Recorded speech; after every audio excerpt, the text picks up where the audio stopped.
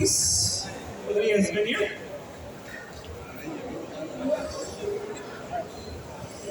Ok, tú, moderadora, muy bien. Y también tenemos a Enrique y Helen. Okay. ¿Se puede hablar con el micro? Bueno, este es el fotógrafo, el experto. Y todo eso, menos guapos, pero bien. Ok, y casi ya está. Ok, entonces seguimos adelante con el penúltimo panel del día, en que vamos a hablar de sostenibilidad. Un aplauso fuerte, please, para el panel. Aplauso fuerte, aplauso. Boa tarde, pessoal. Bom, eu sou a Ellen Pedroso. Atualmente tem 9 meses que eu sou diretora de CSR e Direitos Humanos na L'Oréal. E eu tenho uma trajetória totalmente diferente. Minha vida inteira começou desde cedo com impacto. Eu já trabalhei no governo, a maior parte da minha carreira no terceiro setor. Depois, a oportunidade no Sistema S. E minha última posição foi no Pacto Global da ONU. Então, é um prazer estar aqui pela segunda vez. Ano passado eu tive pelo Pacto Global da ONU e eu queria que meus colegas Fábio e Henrique se apresentassem brevemente. Olá, boa tarde a todos. Me chamo Fábio Tusset, sou CEO da startup Meu Resíduo. Eu tenho uma trajetória dentro da área de tecnologia. Não comecei minha trajetória na gestão de resíduos ou área ambiental. Eu venho então de uma carreira técnica, onde eu acabei avançando como gestor e fundador de uma empresa de tecnologia. E nos últimos 5 anos aí a gente vem dedicando a uma nova frente, baseando aí um propósito de vida, né, que é a gente trabalhar em prol da sustentabilidade. Então a gente abriu esse novo mercado, criou uma startup aí para trabalhar a questão de gestão de informações dentro da cadeia de resíduos. Então a gente vem aparecendo aí no cenário. No ano passado a gente foi uma das 50 finalistas aqui da competição de pitches também. E a gente está aqui para compartilhar aí um pouquinho desse momento. Boa tarde, pessoal. Meu nome é Henrique Brito, sou químico industrial, tenho 57 anos. Trabalhei muitos anos na gestão industrial, tanto na parte de desenvolvimento de produto, quanto na parte de gestão geral. Já tive uma empresa de reciclagem de borracha, que infelizmente perdi durante um incêndio. Tenho uma empresa de consultoria e desde 2020 sou cofundador da Greenway Sustentáveis. A Greenway é uma unidade de negócios da CIA. Nós temos um foco muito específico, né? O foco em matérias-primas e insumos sustentáveis. Né? O que nós fazemos basicamente? Né? Nós fomentamos o uso desses materiais, nós auxiliamos as empresas a desenvolverem matérias-primas desse tipo, nós auxiliamos os clientes a usarem essas matérias-primas e nós finalmente fornecemos essas matérias-primas. Okay? Obrigada, gente. A gente vai, nos próximos 25 minutos, conversar sobre resíduos e o papel da indústria. Eu não podia deixar de começar trazendo uma reflexão para a gente do quanto a gente está na década de ação. Faltam apenas 7 anos para a gente alcançar as metas dos Objetivos de Desenvolvimento Sustentável da ONU. É uma agenda global, né, e que traz urgência para a gente no hoje. Eu acho que quando esse assunto de sustentabilidade surgiu, a gente falava muito para gerações futuras. O momento chegou, a urgência chegou. O secretário-geral da ONU, em geral, ele traz para a gente que a gente está no momento da ação. Ele chama a década da ação. Porque ou a gente realmente faz o processo de breakthrough, ou a gente vai ter um processo de breakdown. E eu trouxe alguns números para a gente refletir, porque de fato, quando a gente olha, são mais de 115 mil mortes por ano de pessoas por alguma causa de algum desastre, seja climático ou situações de mudanças mesmo. São mais de 100 milhões de pessoas sem saneamento básico e 35 milhões sem acesso à água. Parece inacreditável, né? E uma loucura a gente pensar que o papel da América Latina, que mais de 1/3 dos resíduos urbanos vem da América Latina e Caribe. Então, nós temos uma situação aqui local e regional que afeta, em geral, as pessoas mais pobres. E então, realmente, a gente está falando de um processo que é uma agenda importante, que precisa ser olhada por todos, né? E aí eu queria começar perguntando a mesma pergunta para vocês dois, pensando justamente nesse papel da indústria, das empresas, né, e da cadeia de valor, principalmente nesse futuro sustentável para os resíduos e esses materiais. Como é que, na sua visão, qual é o papel das empresas, da indústria, e como é que a gente pode cada vez mais contribuir para um futuro mais circular para a nossa cadeia de valor? Ótimo, Hélio. Bom, eu vou trazer uma perspectiva, talvez, que aí o legal é que a gente vai estar vendo 2 pontos, até pelo painel ali, um trazendo mais para o lado do resíduo, outro mais para o lado de materiais. Então eu vou colocar uma visão olhando para a cadeia de resíduo, que foi algo que a gente aprendeu, constatou. A gente não tinha muita informação. Se a gente olhar alguns anos para trás, a gente não tinha praticamente controle sobre o que estava acontecendo. Isso não falando só de resíduos pós-consumo, que é o que a gente produz no nosso dia a dia na nossa casa. A gente tem o resíduo pós-industrial também. Então, a gente tem 2 tipos de resíduos que a origem é a mesma, né? Você tem a indústria produzindo algo, o subproduto dessa indústria vira um resíduo e lá no final, pós-consumo, você tem alguns resíduos, embalagens e outros que vão surgindo durante esse caminho. A gente sempre foi, digamos assim, ensinado que a gente tinha que colocar esse resíduo em algum local, algum recipiente, para alguém levar para algum outro local, né? Mas o que está sendo feito com isso, né? A gente talvez não tenha sido preparado e agora isso começa a vir à tona, né? A gente está falando aí de toneladas e toneladas de resíduos plásticos, principalmente, que vão para os oceanos. Mas a gente tem que construir uma nova mentalidade. Eu acho que a gente tem que trocar o nosso mindset aí. E eu acho que aí a indústria ela vai ter que ajudar ao povo, à população, criar campanhas de conscientização, a gente ter isso na nossa mente, baseado nas informações que a gente conseguiu coletar durante esses últimos anos. E aí sim, a gente começar de novo, né? Um novo momento. Bom, olhando assim o nosso aspecto, né, eu vejo assim, a indústria ela tem um papel que é fundamental. E o próprio posicionamento da ONU ali no Pacto Ambiental, né, no Pacto Global e ali dos 17 ODS, deixa muito claro o papel que as empresas têm, né? Então existem muitas formas que as empresas podem atuar. Mas eu vejo que a origem, ou pelo menos a maneira que a gente tem, né, de melhorar a questão ambiental, tá? Através do projeto de produto e projeto de processo, né? Então, no momento que a empresa vai projetar um produto ou vai reprojetar o produto, né, ela já pensar em um produto que vai consumir menos recursos, né? Então, quando eu estou falando de menos recursos, menos água, menos energia elétrica, menos matéria-prima, né? Um produto que ao ser utilizado no final lá da sua vida útil, né, possa ser, por exemplo, reaproveitado ou reciclado, né? Um produto que possa, por exemplo, ser atualizado. Né? Eu posso ter um produto, certo tempo ele vai ficando velho, eu posso ter uma forma de atualizar o produto. Mas um produto que já na sua concepção possa também utilizar matérias-primas que contribuem muito para a questão ambiental, né?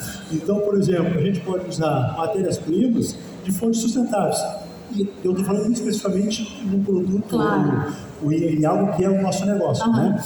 Então, por exemplo, usar matérias-primas de fontes renováveis, né? Usar matérias-primas oriundas da reciclagem. usar matérias-primas que vêm da economia circular, né? Ou usar matérias-primas que têm um impacto ambiental muito inferior às matérias-primas tradicionais. Então, eu vejo toda essa, digamos, essa parte de coletas de resíduos, de destinação de resíduos, a parte de consumo consciente, ele é fundamental. Porém, eu vejo ainda que a gente tem que começar na origem, fazer com que chegue cada vez menos produtos lá no final, para a gente fazer todo este processo. Isso inicia no projeto de produto e projeto de processo. Então você falou muito do ciclo de vida do produto, né? Exatamente. De como é que ele é visto desde a sua concepção até a pós-consumo. E aí eu queria falar um pouco sobre novidades, sobre inovação. Por exemplo, na L'Oréal a gente tem um frame global que chama L'Oréal para o Futuro. São 27 indicadores, 22 são ambientais, 4 são sociais e 1 é ligado à governança. E todos são objetivos ligados aos SBTIs, né? São ligados à baseada na ciência.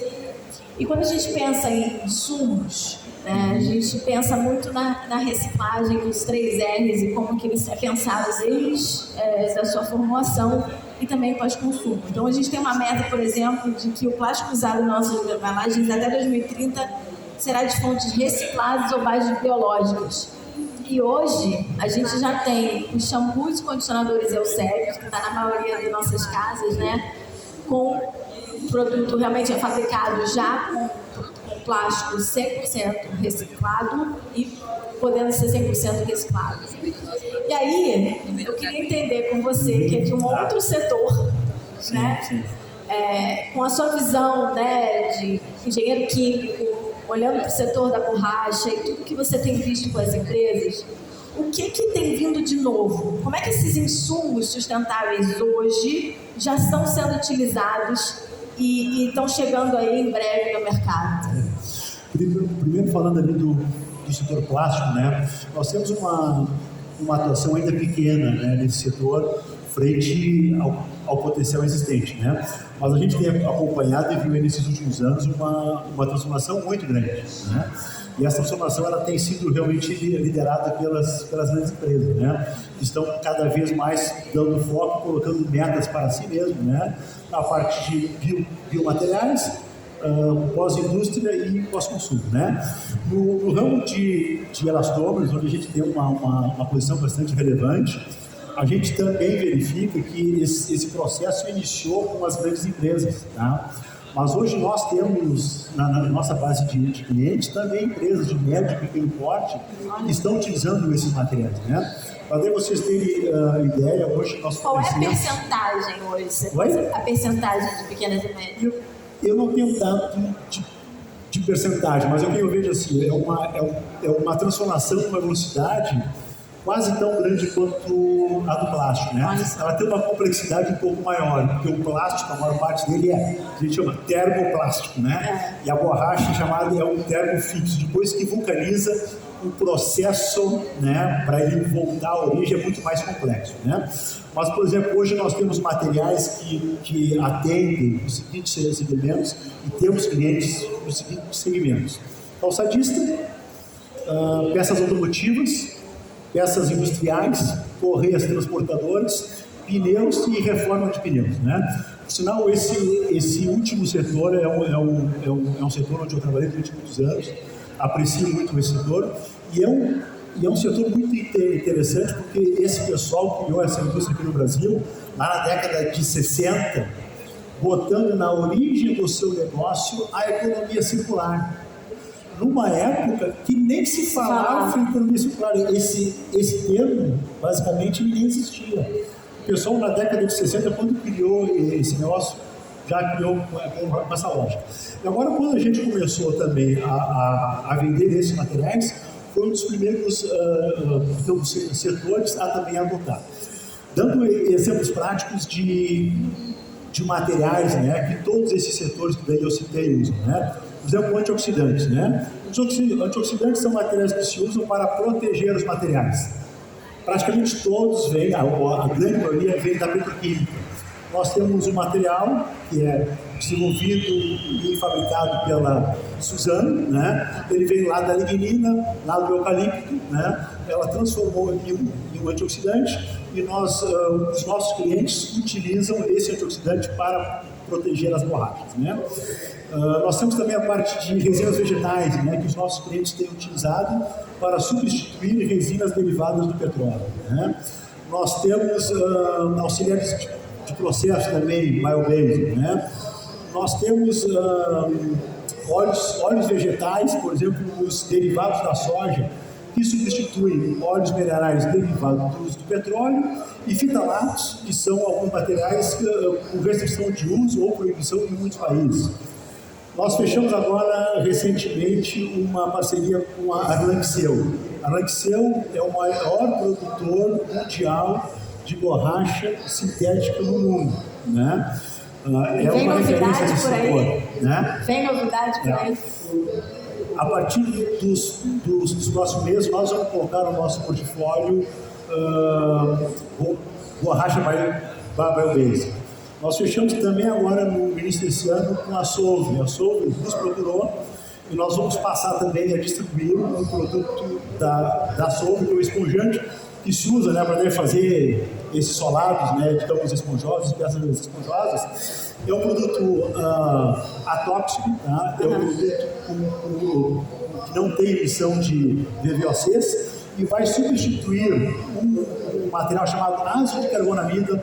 O Brasil usa em torno de 600 toneladas ano e é um produto que já está numa lista classificada como material de alta preocupação e que ao longo dos anos será provavelmente proibido porque causa sérios problemas da saúde, mais a questão respiratória. Então, assim, as soluções já existem, né? Nós temos as soluções, temos ajudado nossos clientes e tem muita gente já utilizando. Tá? Falando em solução, eu queria chamar o Fábio para falar, né, do meu resíduo. Ele criou uma inteligência, né, um outro tipo de resíduo. Claro, a gente está falando aqui de vários tipos de insumos e dessa relação com a indústria. Mas a gente sabe, né, que já está claro para todo mundo que indicadores de ESG, eles aumentam o retorno e os investidores estão cobrando nisso, né? Mas essa relação com o consumidor, na verdade, a gente tem no país, aqui no Brasil, no Rio de Janeiro, o primeiro centro da América Latina de inovação e tecnologia. Então, a gente tem visto um investimento também, um olhar para o Brasil. Olha esse evento que a gente está. Eu queria te ouvir para como que a gente pode entregar esse propósito, né? Olhar para essa visão de mercado com retorno, trazendo inovação com um projeto como o seu, como empreendedor social. Ok. Bom, o que a gente trouxe para o mercado, né? Como eu comentei, inicialmente a gente tinha um déficit de informações, né? Então, para você criar estratégias, né, dentro das indústrias, você tem que ter mais informação, você tem que estar munido de informação. Então, a gente percebeu essa dor do mercado em 2015 e início de 2016, foi quando a gente começou o projeto. A gente percebeu que a cadeia de resíduo, ela basicamente operava de forma muito manual, falando em tecnologia, né? Então, o pessoal não tinha registro de informações que pudesse ser compilado, consultado e tomar decisões em cima dessa base de dados. Então, a gente construiu uma plataforma para a gente começar a coletar dados durante todo o processo.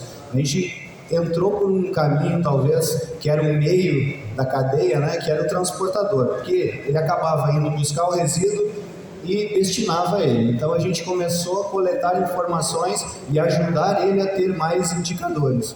Percebemos que a gente precisava ir para as outras pontas para poder ter um processo completo, né? Então, a gente voltou na cadeia e foi lá na indústria, no gerador. Eu preciso ajudar a indústria a ter mais informações sobre o que ela está produzindo, o que está sobrando dessa produção, para onde está indo esse resíduo, essa sobra de produção, o que está sendo feito com ele, está sendo utilizado como sendo um novo insumo em algum outro processo? A gente está só gastando dinheiro em descartar ou a gente está conseguindo monetizar em cima disso? E aí a gente acabou indo para o final da cadeia também controlando processos de quem recebe o resíduo e transforma ele, ou dá o destino final a ele. E com esse conjunto de informações, a gente voltou para a indústria e disse assim, agora eu tenho muita informação, eu consigo te ajudar a tomar alguns caminhos. E o que nos trouxeram? A gente ainda precisa olhar para o pós-consumo, a gente estava olhando industrial, pós-industrial. Pós-consumo. Bom, então vamos buscar parceiros que façam a operação de logística reversa. E a gente está entrando nesse mercado com alguns parceiros, inclusive com o pessoal que está fazendo aqui a gestão de resíduos na feira, que é a Trashing, que também trabalha em parceria com a gente. Eles são pós-consumo. Então a gente começa a ter informações de pós-consumo. Para quê? Para a gente dizer, aqui está sendo gerado esta quantidade de resíduo e eu consigo enviá-la ela para a ponta da cadeia, que alguém pode reprocessá-la e entregar ela de volta como sendo um novo produto, um novo insumo e fazer com que essa roda gire novamente. Cara, é incrível isso que você está falando, porque a gente está falando de fato do ciclo de vida completo e como vai aumentando o nosso desafio como empresa, indústria, né, de que a gente de fato também tem que trabalhar com esse consumidor. E o consumidor hoje ele tem clareza de que o país como o nosso, que 40% do nosso área continental é formada por florestas, a gente abriga a maior biodiversidade do planeta, fauna, flora, é uma oportunidade tremenda. E o quanto a gente também tem um papel social de fornecimento solidário. Como é que a gente trabalha também no processo de responsabilidade na extração de insumos e cria produtos, né, usando materiais puros, biomateriais, olhando para a extração e com responsabilidade nessa relação local. Então, na L'Oréal também a gente tem alguns programas muito bacanas no Mato Grosso, Piauí, em alguns estados no Brasil, Carnaúba, Babaçu, são produtos naturais que estão sendo extraídos e usando pela sua eficiência, né? Trazendo, agregando valor. E como é que a gente comunica essa relação com o consumidor e como as ações locais, elas influenciam na global? Então eu vou fazer mais ou menos a mesma pergunta, porque faltam 7 minutos aqui para a gente encerrar, passa muito rápido. Então peço que vocês façam suas conclusões finais também, refletindo um pouco como tanto a Meu Resíduo como a Greenway, elas se posicionam nesse contexto, né? Então nesse movimento, como que se dá a jornada também para que se torne isso cada vez mais viável financeiramente? Como é que a gente consegue olhar para essa inovação e tecnologia, mas olhando para a vida completa, inclusive como a gente influencia a empresa e garante que o consumidor seja educado com esse processo e cobre cada vez mais de todos nós? Assim, essa questão do local, do global, ela é assim, muito importante, né? E a questão de usar a biodiversidade, a gente tem no nosso portfólio materiais que vêm da biodiversidade. Nós temos o maior interesse de ampliar, né? Nós já tentamos colocar no nosso portfólio alguns produtos lá da Amazônia, não tivemos sucesso ainda, continuamos procurando, né? E aqui fica algum convite, né? Se tiver alguma cooperativa, alguma ONG, alguém que trabalhe com produtos da Amazônia e que julgue que tem potencial, a gente fica aberto a conversar, a discutir, né? E ver a possibilidade de colocar esses materiais no nosso portfólio. O que é importante, assim, para fazer parte do nosso portfólio, o produto tem que atender quatro requisitos mínimos, tá? Em primeiro lugar, tem que ser verdadeiramente sustentável. Em segundo lugar, tem que cumprir a função técnica para a qual ela se destina. Por exemplo, se eu pegar um produto de origem vegetal para ser um antioxidante, ele tem que atuar bem como um antioxidante. Então, isso é básico. Esse produto tem que ter uma disponibilidade, porque chega na hora que o cliente vai querer comprar. Um produto tem que ser competitivo. Tá? Então, essas são as 4 digamos, aspectos básicos. A gente sabe que, às vezes, uma ONG, uma cooperativa, uma startup não consegue, no primeiro momento, atender esses 4 requisitos. Tá? Então, a gente também está aberto a conversar e auxiliar para que as empresas atinjam esse nível. Tá? Obrigada, Nick.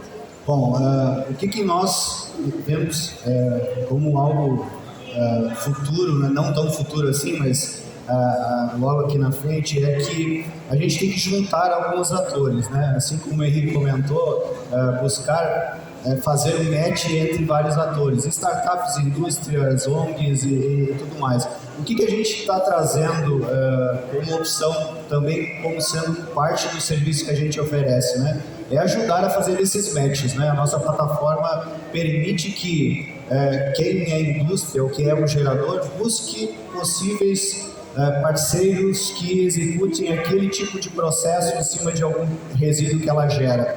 E a gente quer aumentar isso, a gente quer ampliar. Hoje a gente faz dentro da nossa própria base, mas a gente quer abrir isso para que o mercado possa se candidatar a resolver esse tipo de desafio que a indústria tem com algum tipo de material, algum tipo de resíduo. Na semana passada eu tive a oportunidade de conversar, falando em biodiversidade em Amazônia, eu tive a oportunidade de conversar com o pessoal que coordena cooperativas de produção de açaí. E aí, a partir daí, você, ok, produção de açaí, que tipo de resíduo vai gerar, né? Algum orgânico aí, temos o caroço do açaí. O que pode ser feito com o caroço do açaí? Ele era descartado e ia lá para, no máximo, compostagem, né? Então, não tinha um valor agregado nele, relevante pelo menos. E aí surge uma startup lá do Rio de Janeiro que transforma esse caroço de açaí num polímero novamente, né? E confecciona canudos biodegradáveis e coloca isso no mercado com um valor agregado, e em 150 dias que o canudo foi descartado, ele é absorvido pela natureza. Então, ajudar a fazer esses matches também é o nosso propósito aí nos próximos passos da nossa startup. Fábio, você que está com a palavra, qual a sua mensagem final, um takeaway que você, se alguém sair daqui, não pode esquecer? Fala uma pra gente. Não, eu acho que a gente tem que se unir, a gente tem que olhar para trás, ver o que foi feito lá na época que a gente tinha somente bebidas em embalagens de vidro, que a gente ia até o supermercado levá-la, e por que hoje a gente mudou totalmente a nossa percepção disso, né? A gente tem que ajudar a construir novamente a circularidade da nossa economia. Obrigada, Henrique. Bom, para finalizar, assim, vou comentar, né? Nós estamos nesse negócio desde 2020, né? E aí, quando a gente, se comparar com quando a gente iniciou para hoje, a gente vê uma evolução muito grande, né? Nós, quando fundamos a Agri, eu e o Daniel, que está aí presente, nós criamos já um slogan que dizia o seguinte: inovar para ser sustentável hoje. Por quê? Em primeiro lugar, precisa ter inovação no desenvolvimento do produto, inovação na aplicação do produto e um mindset inovador por parte do cliente, né, para ele abrir mão de materiais tradicionais que às vezes ele usa há muitos anos para usar novos materiais, né? E por que hoje, né? Porque quando nós começamos em 2020, o pessoal todo dia, nós temos um projeto de fazer um produto mais sustentável no ano que vem. No futuro nós estamos pensando em fazer tal coisa. Bom, isso já passou, a gente dizia lá que tem que ser hoje. E felizmente a gente viu assim, uma evolução, uma velocidade muito grande.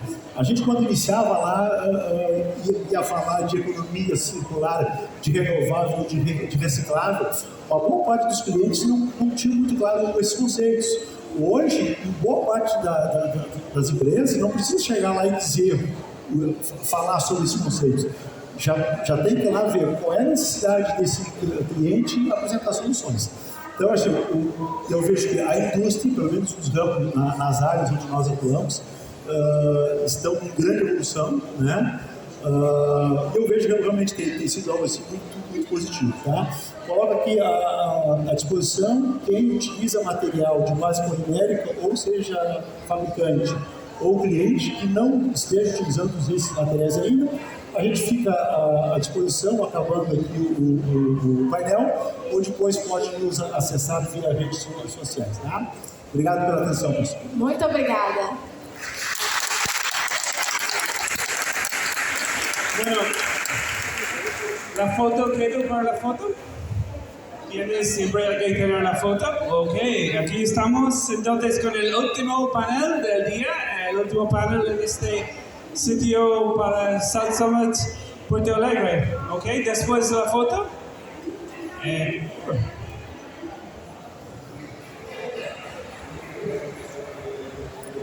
Ok, que subes al podio, por favor, que subes todo. Everyone onto the stage, que subes todo. Bueno, ¿a qué esperen? Ven. Ok.